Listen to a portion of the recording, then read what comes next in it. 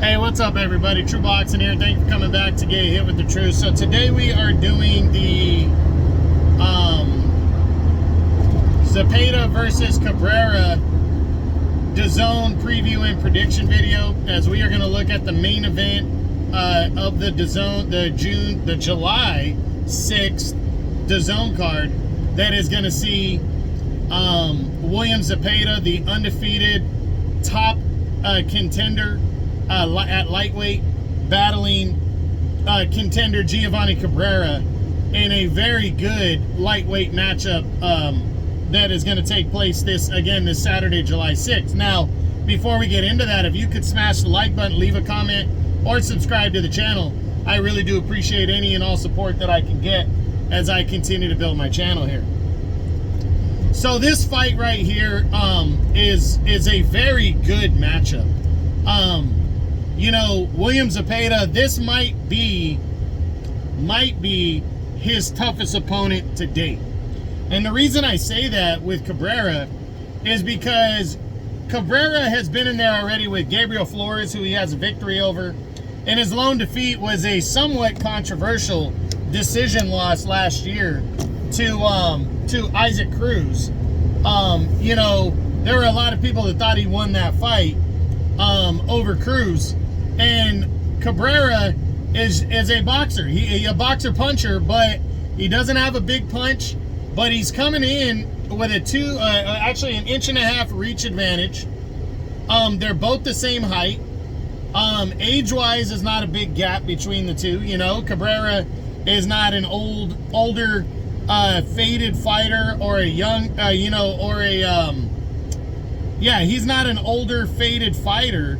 Is Cabrera? He's only 29, so he really is bringing youth, boxing IQ, and really, you know, kind of that mentality that he hasn't really been beaten, you know. And his lone defeat is against the current 140-pound champion, Isaac Cruz. But if you look at styles, you know, Cruz was a much smaller fighter in terms of height. So, you know, it's a different matchup for Cabrera too, though. You know, so Zepeda, though, to this point, hasn't, in my opinion, like his last fight against Maxie Hughes, I thought he was going to waste Maxie Hughes. I thought Maxie Hughes was overrated. He's an older fighter, been around a while. I thought not a big puncher, and not on the same skill level. You know, his wins over Rene Alvarado was a blown up junior lightweight who was a former champ. Joseph Diaz Jr., former champ at 130 pounds, not a big puncher either. So the thing that Cabrera has in common with all those guys is he's not, excuse me, he's not a big puncher, but he has a good, solid boxing IQ. He knows how to win decisions because he's not a big power guy.